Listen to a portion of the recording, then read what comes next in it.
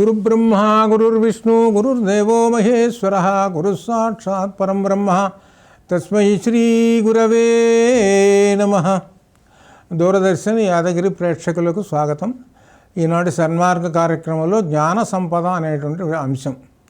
జ్ఞాన సంపద అనేటువంటిది జ్ఞాన మార్గమునకు లేక సన్మార్గమునకు చాలా ముఖ్యమైనటువంటిది. ఇది సంపదలు భౌతిక సంపద, జ్ఞాన సంపద అని రెండు విధాలు.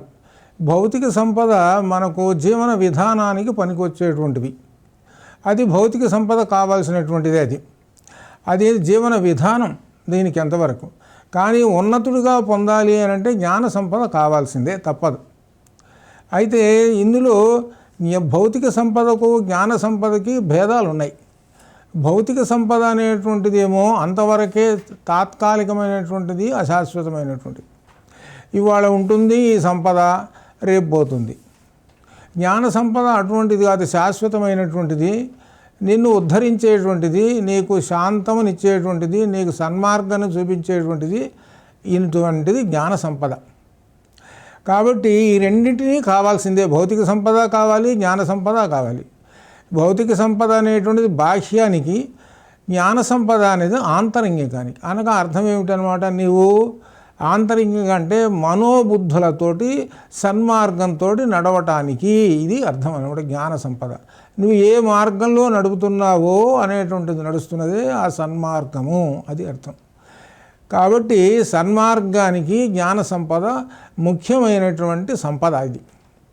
అయితే ఈ సంపద ఎలా లభిస్తుంది అనేటువంటి ఒక విశేషం ఏమిటంటే, ఇది సహజంగా జ్ఞానం అంటే అర్థం ఏమిటి, అజ్ఞానము నుండి బయటపడటం. బయటపడాలంటే జ్ఞానం కనుక కలిగితే అజ్ఞానం నుండి బయటపడతారు, అది అర్థం. ఇక్కడ ఎట్లా తెలుస్తుంది అనేటువంటిది అంటే గురువు ద్వారా తెలుస్తుంది. గురువును ఆశ్రయించినప్పుడు నీకు జ్ఞాన సంపద కలుగుతుంటుంది. ఆ జ్ఞాన సంపద కలిగినప్పుడు అప్పుడు ఈ సత్ అసత్, ఇక్కడ రెండు, సత్ అసత్ అంటే మంచి చెడు అనేటువంటి వెంగడింపు జ్ఞానం వల్ల కలుగుతుంటుంది. ఇది ఇక్కడ విశేషం.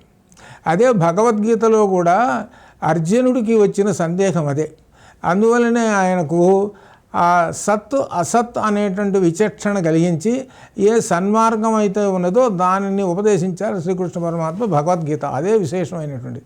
అదంతా జ్ఞాన సంపదతోటి ఉన్నటువంటిది గీత అంతా కూడా అనమాట. దానివలన ఆయన ఉద్ధరింపబడ్డాడు అర్జునుడు అక్కడ. కాబట్టి అట్లనే ఇక్కడ ఆ జ్ఞాన సంపద పొందాలి అంటే గురువు గారిని ఆశ్రయించవలెను. ఎలా అయితే అర్జునుడు కృష్ణం వందే జగద్గురుం అన్నట్లుగా జగద్గురువైనటువంటి శ్రీకృష్ణ పరమాత్మని ఆశ్రయించినట్లుగానే సద్గురువుని ఆశ్రయించుము. సద్గురువుని ఆశ్రయిస్తే నీకు జ్ఞాన సంపద కలుగుతుంటుంది. అజ్ఞానం అనేటువంటి చీకటి పోతుంది అని అర్థం అన్నమాట. ఈ జ్ఞానం అనేటువంటిది చాలా పవిత్రమైనటువంటిది.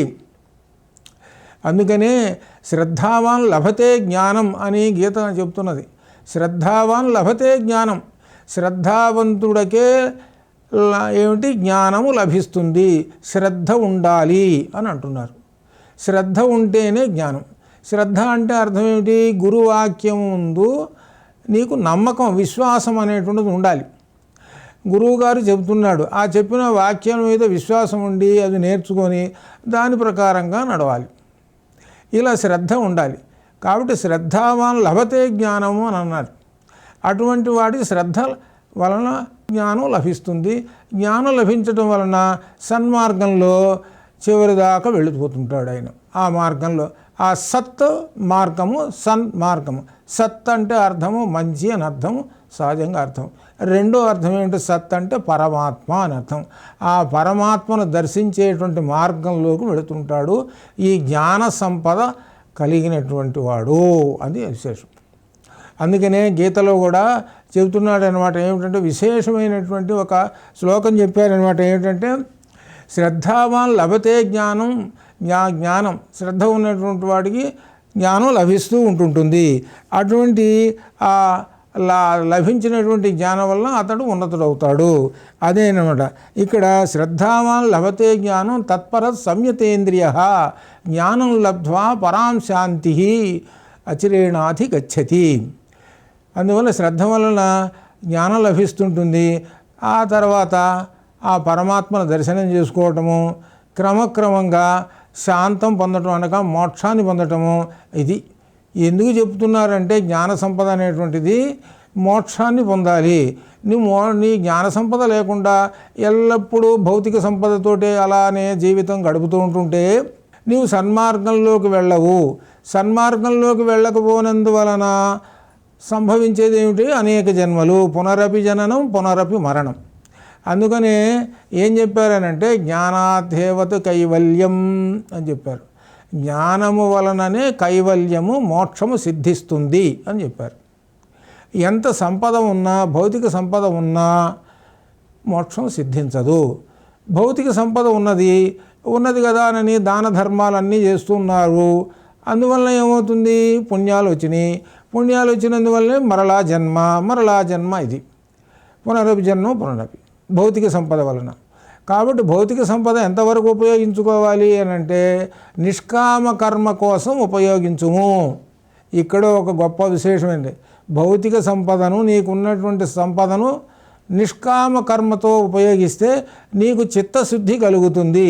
చిత్తశుద్ధి కలగటం వలన జ్ఞాన మార్గము వైపు నీ దృష్టి మళ్ళుతుంది. ఇది అర్థం. ఇంత విశేషం ఉన్నది. కాబట్టి భౌతిక సంపద అవసరం కాదని కాదు, అది ఉపయోగించే విధానం ఉండాలి. కానీ జ్ఞాన సంపద లేనిదే మాత్రము నీవు ఉద్ధరింపబడవు. జ్ఞాన సంపద అనేటువంటిది ఎంతదంటే ఖర్చు పెట్టే కొంది పెరుగుతూ ఉంటుంది. ఇంత గొప్ప విశేషం జ్ఞానం. మహాకవులు చూడండి, ఆ జ్ఞానం ఎంతమందికి వారిచ్చినటువంటి మహాకావ్యాలు, రామాయణ, భారత, ఇటువంటి కావ్యములన్నీ జ్ఞాన సంపద. ఆ జ్ఞాన సంపదని ఎలా పంచుకుంటున్నారో చూడండి. అనగా మహానుభావులు ఇచ్చినటువంటి ఆ జ్ఞాన సంపద వలన ఎందరో జ్ఞాన మార్గంలోకి పయనిస్తూ ఉన్నతి మార్గంలో నడుస్తూ ఉన్నారు. చూడండి ఎంత విశేషం ఆ జ్ఞాన సంపద అనేటువంటిది. అలానే ఈ జ్ఞాన సంపద అనేటువంటి దానిలో ఇక విశేషమైనటువంటి ఏమిటంటే భౌతిక సంపదకి జ్ఞాన సంపదకి రెండింటికి భేదం తెలుసుకొని ఏది శాశ్వతమో ఏది అశాశ్వతమో తెలుసుకొని జ్ఞాన సంపద కావాలి కనుక గురువులను ఆశ్రయించాలి. కాబట్టి గురువుని ఆశ్రయిస్తే ఆయన మనకు ఆ జ్ఞాన సంపద ఇస్తారు అని. ఇక్కడ విశేషం ఎలా మరి అని అంటే గురువు గారిని పట్టుకోవాలి.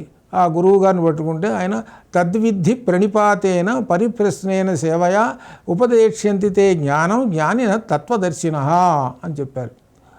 అంటే ఆ గురువు గారిని పట్టుకుంటే ఆ గురువు గారి దగ్గరికి చేరి భక్తి శ్రద్ధలతోటి తన యొక్క ఆ సందేహాలన్నింటిని కూడా ప్రశ్నలు భక్తి శ్రద్ధలతో అడిగి జ్ఞానం తెలుసుకొని ఆ గురువు గారి దగ్గర శిష్యరికం చేసి ఈ విషయంగా తెలుసుకోవాలి.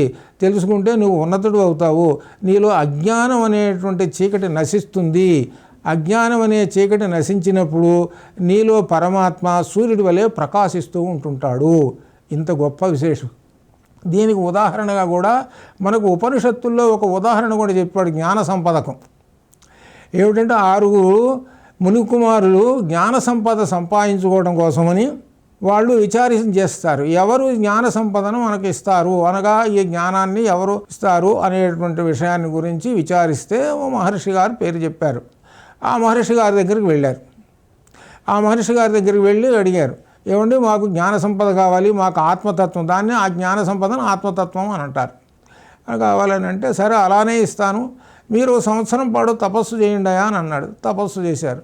ఆ తర్వాత విద్యార్థులు 6 విద్యార్థులు 6 ప్రశ్నలు వేసి జ్ఞాన సంపదను పొంది వాళ్ళు క్రమంగా ఉన్నతులైనారు. ఇది కాబట్టి ఉన్నతుడు కావాలి అని అంటే జ్ఞాన సంపద వలననే ఉన్నతుడు అవుతాడు.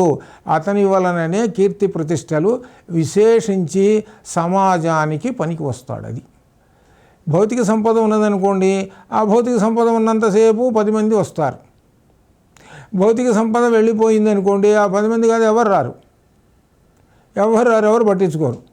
అదే కానీ జ్ఞాన సంపద ఉందనుకోండి, ఆయన చుట్టూ అందరూ తిరుగుతుంటాడు. అందుకని ఎప్పుడు సంపద కలిగిన అప్పుడు బంధువులు వత్తురది ఎట్లన్నన్ అని చెప్పింది. అందుకని తెప్పలుగా చెరువు నిండిన కప్పలు 10 చేరు అని చెప్పారు. అది అదంతా భౌతిక సంపద. అది ఇవాళ ఉంటుంది, రేపు పోతుంటుంది. కాబట్టి దాన్ని ఎలా ఉపయోగించుకోవాలి, ఎంతవరకు ఉపయోగించుకోవాలనో ఉపయోగించుకొని అది మన జీవన విధానానికే పనికొస్తున్నది.